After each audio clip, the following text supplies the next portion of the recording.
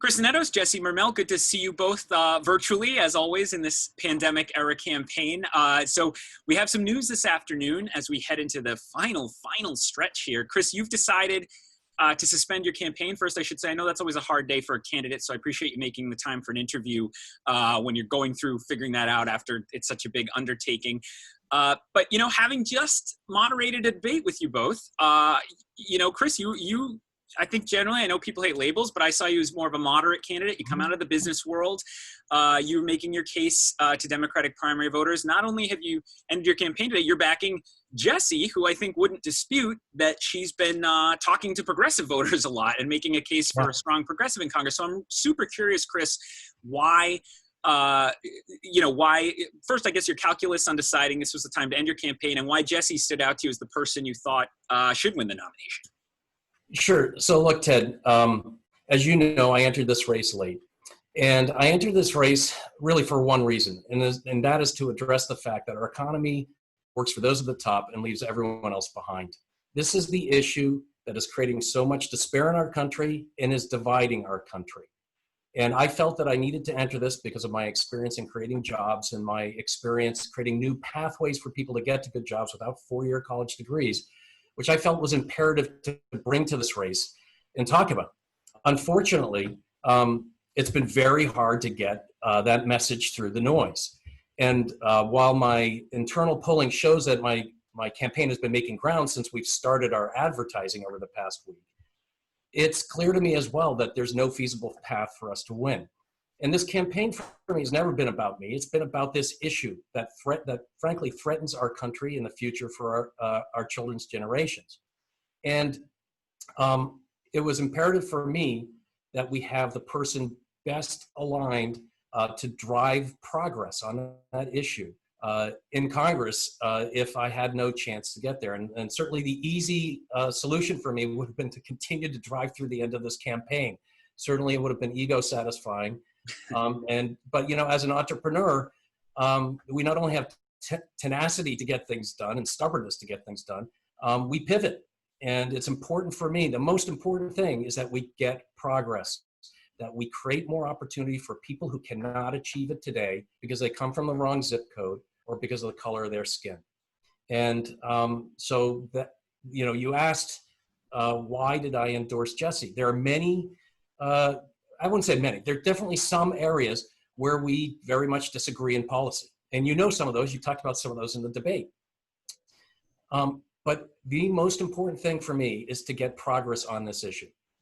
And it's clear to me from Jesse's history and from being able to interact with her during this campaign that she has the integrity and the focus on helping people who are disenfranchised. And we have to have that focus. It's also clear to me, and I hope it's true, and I believe it is, that she will take an inclusive approach to get there. Her experience working with business organizations as well as with governmental organizations, I think shows the way for us moving forward. We have to bring our people, our government, our educational institutions, and our businesses together to solve this problem. It is that big. And I think she has the experience to do that. And I firmly believe she has the integrity to follow through and get that done.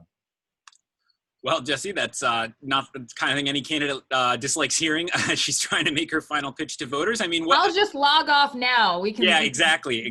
Avoid any tough questions for me. So, I mean, look, like I said, Chris, a business guy, you know, he got walloped by some of his other candidates for having some slight reservations about how the unemployment stuff is structured in the CARES Act. You know, you're progressive. Are you willing to have a big tent? Would you listen to someone like Chris who might come to some perspective differently from you?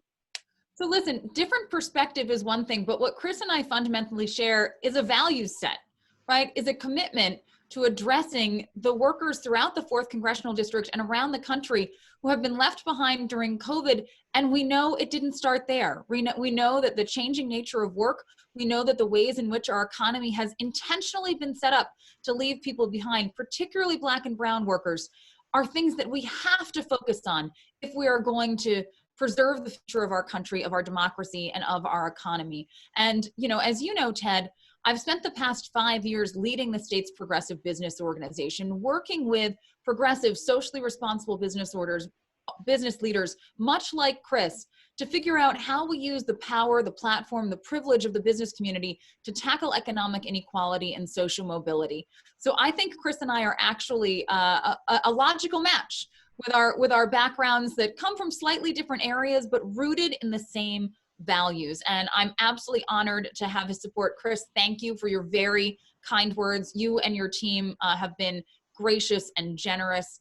And I'm grateful to you for that. And I'm looking forward to not just working with Chris and his team over these next 6 days, but working together when I'm in Congress to partner and tackle these issues along with community leaders and other business leaders and government leaders and our friends in the nonprofit sector, because this is an all hands on deck problem. Chris, I interview when I'm not consumed by an 8-person congressional primary for months. I find time sometimes to interview CEOs, and without stereotyping, and Jesse did run a progressive business organization, a lot of CEOs, even the ones who might think of themselves as moderate, maybe they vote Democratic sometimes, they get nervous when they hear about some grand progressive policy proposals, some of which Jesse is interested in advancing in Congress. So what would you say to a person who hears you and says, well, Chris ran a company, I kind of trust Chris, but Chris, I don't know if I want Jesse's healthcare plan, maybe that would be difficult for me. What would you say to someone who comes to you, and how do you square that? Sure. Well, certainly, as you know, my position on healthcare is different than Jesse's. I'll try to convince her to come towards my side of the argument on that. But I go to 2 things, right? First of all, as Jesse said, we do share values and our hopes, in the same hopes for what we can achieve for our country. We may have different paths that we think we need to take to get there, but we absolutely share the burning desire and view that we need to address the inequality of opportunity in our country. It is tearing us apart. It is threatening the future for our children. And that we have to address. The second thing I'd say, well, actually, I do want to say something else about CEOs in a second, but the second thing is that, what I've learned to be an effective CEO is that you don't bring people around you who all just agree with you, because that doesn't deliver the best solution. And I know many people who know Jesse personally, and I've gotten, private commentary as well. I know that she is smart, that she is dedicated, and that she's focused on these issues.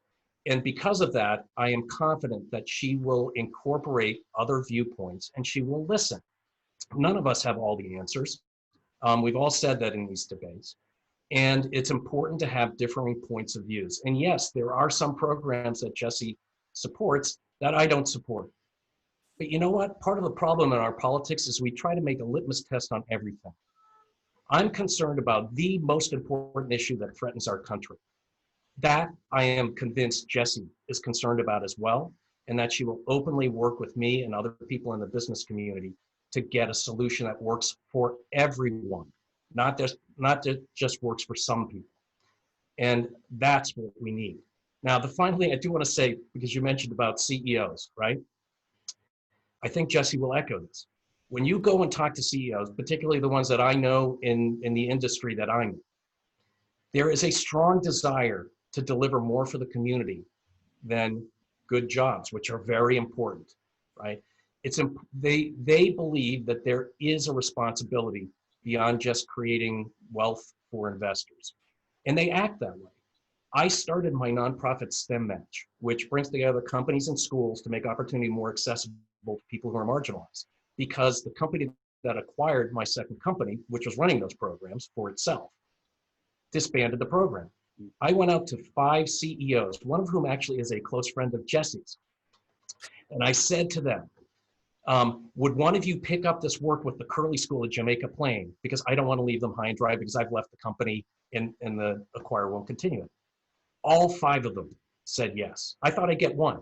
When all 5 said yes, I had to go out and recruit more schools. And that's why my STEM Match nonprofit is now working with 6 Boston public schools.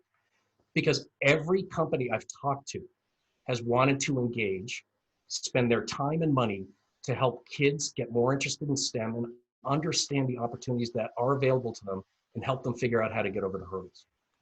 The desire is there. We just need the engagement, and I absolutely am convinced that Jesse will drive that. and that's what we need.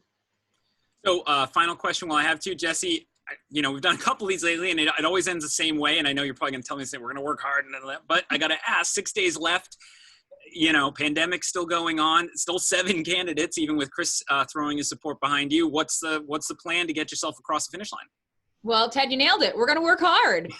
You know, listen, I started the morning in Sharon. I just got back from Hopkinton in a little bit. I'm doing a Zoom event with Maura Healy, Dave Cavell, Chris and I's former colleague in this race, and leaders from the opioid epidemic. We're doing a virtual event around the opioid crisis. Then I'm in the car to a socially distant barbecue in Fall River. We are working hard. This past weekend, we had, I think, over 30 events in 19 different communities across the district. We made 26,000 calls on Saturday alone. So sleep is for September 2nd. A vegetable that doesn't come on a pizza, that's for September 2nd. We are just pedal to the metal until 8 o'clock on September 1st, earning every single vote we can get. One very quick last question is, you know, we've talked over and over, and Chris, you alluded to it too, how difficult it's been to get voters to pay attention to this race between the glamour of the Kennedy-Markey clash and just everything else, understandably, voters have going on in their lives. Do you feel, Jesse, that people are finally, in this final week, like really paying attention? Is there a feeling in a campaign of that shift among the voters? You can absolutely tell. And it's been shifting over the past few weeks. But, you know, this past Sunday, I was at an affordable housing event. And afterwards, I was sort of, you know, walking to the car. I was on my phone, and a person pulled up in their car and hopped out and had questions for me. They saw me walking down the street and they wanted to ask questions. And then I after I talked to them, I got a few feet down the street, and 2, 20-something young men on bikes stopped. And one had already voted and voted for me. And another was deciding between me and another candidate and wanted to ask me questions. That wouldn't have happened even 3 or 4 weeks ago. And I'm seeing that literally every single stop I make along the trail. Fascinating. All right. Well, I look forward to having a winner maybe by Halloween or Thanksgiving with all the mail ballots they're going to have to count. Chris Zannetos, Jesse Mermell, thank you both for taking the time to talk with me. And Jesse, maybe I'll actually see you in person out on the trail as I cover all the candidates in this final stretch. Imagine that. It'll be strange. Crazy. Thanks, Chris. Thanks, Ted.